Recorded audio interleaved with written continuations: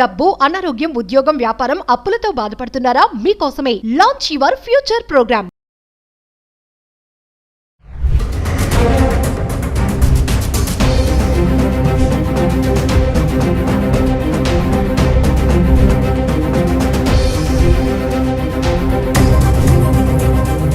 Hello viewers, welcome back to our channel. ప్రస్తుతం మనతో పాటు ఉన్నారు centre for human security studies founder and executive director Kanneganti Ramesh Babu గారు. సార్తో మాట్లాడారు.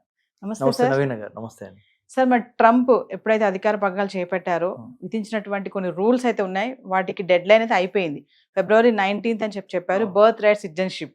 మరి ఇప్పుడు మన వాళ్ళకి ఇది గుడ్ న్యూస్ అని అనుకోవచ్చా? మరి కోర్టు అయితే స్టే ఆర్డర్ ఇచ్చింది. నెక్స్ట్ ట్రంప్ యాక్షన్ ప్లాన్ ఏముంటుందంటారు? ముఖ్యంగా సుమన్ టీవీ ద్వారా ఈ చర్చా కార్యక్రమానికి నన్ను పిలిచినందుకు నవీన గారికి I'm very thankful to you madam. It's always you know a wonderful platform to give information, right kind of information. అంటే మనము మన ప్రజల్ని ఎవరైతే సుమన్ టీవీ చూస్తున్నారో వాళ్ళని కరెక్ట్గా గైడ్ చేయడం చాలా important. 20 January 2025 47th president of the United States ఆఫ్ అమెరికాగా డొనాల్డ్ ట్రంప్ ప్రమాణ స్వీకారం చేసి ఇవాళ 21st February అంటే 1 month కంప్లీట్ అయింది. ఈ 1 month లో ఒక 100 ఎగ్జిక్యూటివ్ ఆర్డర్స్ తీసుకొచ్చి ప్రపంచాన్ని కుదిపేశాడు. ముఖ్యంగా భారతీయులను అయితే మరీ కుదిపేశాడు. సో ఏంటంటే మనము F1 స్టూడెంట్ వీసాల గురించి మాట్లాడుకున్నాము, H1B గురించి మాట్లాడుకున్నాము, J1 వీసాల గురించి కూడా కొద్దిసేపు మీరు అడుగుతారు. అన్నిటికీ మించి బర్త్ రైట్ సిటిజన్షిప్ అంటే పౌరసత్వము అమెరికాలో ఎవరికి ఉండాలి అనే దాని మీద మొన్నటి వరకు అంటే January 20, 2025 ముందల వరకేమో ఎవరైతే అమెరికాలో పుట్టారో వాళ్ళకి ఆటోమేటిక్గా పౌరసత్వం వచ్చేది. కానీ ట్రంప్ వచ్చి ఎగ్జిక్యూటివ్ ఆర్డర్ తీసుకొచ్చి ఏం చేశాడు, ఎట్టి పరిస్థితుల్లో మీలో అంటే దంపతులు అంటే భార్యాభర్తల్లో ఒకళ్ళకి కంపల్సరీగా H1B అన్న ఉండాలి, లేదా గ్రీన్ కార్డ్ అన్న ఉండాలి. మీరు ఏదో ఇక్కడికి వచ్చి స్టూడెంట్ వీసా మీద ఇంకో దాని మీద లేకపోతే వేరే విజిటర్స్ వీసా మీద B1 B2 మీద వచ్చి ఇక్కడ జన్మనిచ్చి ఇక్కడ ఏమంటే పౌరసత్వం రావాలంటే కుదరదని చెప్పేశాడు కదా. దానికి సంబంధించి 19th February డెడ్ లైన్, ఇది 2025. మరి 19th February అయిపోయింది, ఇవాళ 21st February ఉన్నాం. మరి ఏంటి అని అడిగారు మీరు ప్రశ్న. దానికి సమాధానంగా అమెరికాలో 50 సంయుక్త రాష్ట్రాలు ఉంటే 50 సంయుక్త రాష్ట్రాల్లో కొన్ని రాష్ట్రాల్లో ఆయన యొక్క ఎగ్జిక్యూటివ్ ఆర్డర్ మీద ఛాలెంజ్ చేస్తా కోర్టులో కేసేశారు మన వాళ్ళు కొంతమంది. అక్కడ అమెరికన్ సిటిజన్స్ వేయొచ్చు, లేదా డెమోక్రాట్స్ వేయొచ్చు. అంటే అమెరికాలో 2 రాజకీయ పార్టీలు ఉన్నాయి, democratic party, Republican party. Donald Trump Republican party చెందిన ఆయన రిపబ్లికన్ పార్టీ గుర్తు ఏంటంటే ఎలిఫెంట్, డెమోక్రాటిక్ పార్టీ గుర్తు డాంకీ. సో రిపబ్లికన్ పార్టీ మీద డెమోక్రాట్స్ కూడా కేసు వేసి ఉండొచ్చు, లేదా మన నాన్ రెసిడెంట్ ఇండియన్స్ కూడా వేసి ఉండొచ్చు. ఎవరు వేసినా కానీ విషయం ఏంటంటే అమెరికాలో ఉన్న 50 సంయుక్త రాష్ట్రాల్లో కొన్ని రాష్ట్రాలు, డిస్ట్రిక్ట్ ఆఫ్ కొలంబియా అనేది ఒక స్పెషల్, అమెరికా క్యాపిటల్ ఏంటంటే వాషింగ్టన్ DC అంటారు, డిస్ట్రిక్ట్ ఆఫ్ కొలంబియా. ఆ డిస్ట్రిక్ట్ ఆఫ్ కొలంబియా ఇటు కొద్దిగా మేరీల్యాండ్లోనూ ఉంటుంది, అటు కొద్దిగా మన వర్జీనియాలోనూ ఉంటుంది. అవన్నీ కలిపి ఒక డిస్ట్రిక్ట్ అది. అక్కడ కోర్టులో వేశారు. కోర్టు ఏముంది, స్టే విధించింది. దాంతోపాటు ఇంకొక రాష్ట్రం సియాటల్లో వేశారు, ఇంకో చోట కాలిఫోర్నియాలో కూడా ఈ ఎగ్జిక్యూటివ్ ఆర్డర్ని వేశారు.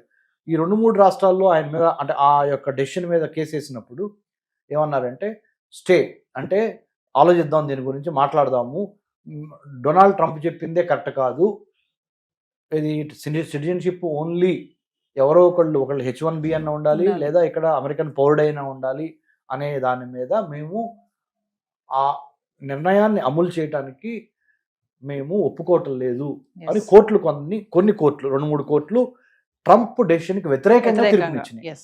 కానీ సుప్రీంకోర్టులోకి వెళ్ళాలి, ఇది అమెరికాలో ఉన్న సుప్రీంకోర్టు వరకు వెళ్తే కానీ ఆ దేశం మొత్తానికి సంబంధించిన నిర్ణయం రాదు.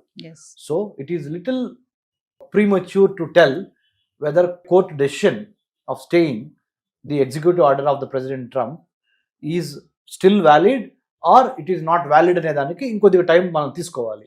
అంటే February 19th డెడ్ లైన్ అయిపోయినప్పటికీ ఇంకొద్ది టైం పట్టుద్ది. ఎందుకంటే American administration under president Trump will recalibrate, restrategize, rethinking చేస్తుంది. ఏది మరి నేను ఇలా చెప్పాను కదా, మరి కోర్టులో ఇట్లా అంటున్నాయి కదా, మరి ఇప్పుడు ఏం చేయాలి అని అమెరికన్ ప్రెసిడెన్సీలో ఉన్న ఇమిగ్రేషన్ అథారిటీస్ కానీ వేరే ఇంకా అఫీషియల్స్ కానీ ప్రెసిడెంట్ ట్రంప్కి చెప్తారు, సార్ మరి మనం అనుకున్న డెసిషన్ ఏంటి, ఎవరో ఒకళ్ళు దంపతుల్లో పేరెంట్స్లో ఒకళ్ళు అమెరికన్ సిటిజన్ అయ్యాను ఉండాలి, ఒకళ్ళు H1B అని H1B. ఉండాలి అనేది మనం రూల్ పెట్టాం కదా సార్ సిటిజన్షిప్ ఇవ్వాలంటే. మరి కొన్ని కోర్టులే మనకు వ్యతిరేకంగా చెబుతున్నవి. మరి ఏం చేద్దాం అన్నప్పుడు ఓవరాల్గా ఇంకోసారి దీని మీద మనము రిపబ్లికన్ పార్టీ మీటింగ్లో డెసిషన్ ఒకటి తీసుకోవటము పార్టీ Yes. పరంగా, లేదా దీనికి సంబంధించిన కాన్సిక్వెన్సెస్ మూలాన అమెరికన్ గవర్నమెంట్కి ఏమన్నా ఇబ్బంది అయ్యేది ఉందా, సుప్రీంకోర్టు కనుక రేపు పొద్దున కనుక మన ట్రంప్ చేసిన డెసిషన్ని మళ్ళీ వ్యతిరేకించిందనుకో పరువు నష్టం. ఎస్ మీ సొంత సుప్రీంకోర్టును ఒప్పించుకోలేకపోయావు అనే పేరు మళ్ళీ ట్రంప్కి వచ్చింది. సో దీని మీద విధి విధానాల మీద కొద్దిగా టైం తీసుకుందాం సార్. యాజ్ ఆఫ్ నౌ ఎవరన్నా పుట్టితే ప్రస్తుతానికి అయితే మటుకి మన ఎగ్జిక్యూటివ్ ఆర్డరే చెల్లుద్ది.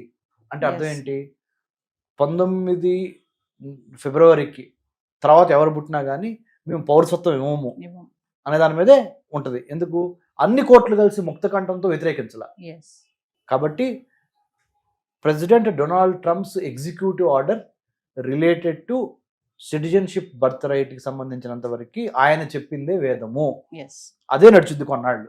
ఇంకా మిగతా కోర్టులు including supreme court of United States of America వాళ్ళు ఫైనల్గా డెసిషన్ టేకెన్ బై ట్రంప్ని కొట్టేస్తే కానీ అది కొట్టివేయబడదు. అప్పటి వరకు decision what ever Trump has taken అదే చెల్లుబాటు అవుద్ది. ఎస్ అది క్లారిటీ. ట్రంప్ కి వ్యతిరేకంగా వస్తే ఓకే హ్యాపీ, ఒకవేళ అనుకూలంగా వస్తే మన వాళ్ళ పరిస్థితి ఏంటి సార్ మరి? ట్రంప్ నిర్ణయానికి అనుకూలంగా అంటే ఏంటి అర్థం, H1B అన్న ఉండాలి, సిటిజన్షిప్ అన్న ఉండాలి భార్యాభర్తల్లో ఒకరికి, అప్పుడే మీ పిల్లలకి పౌరసత్వం ఇస్తాము అనే దాని మీద. ట్రంప్కి అనుకూలంగా వస్తే చాలా తక్కువ మంది భారతీయ పిల్లలకి పౌరసత్వం వస్తుంది.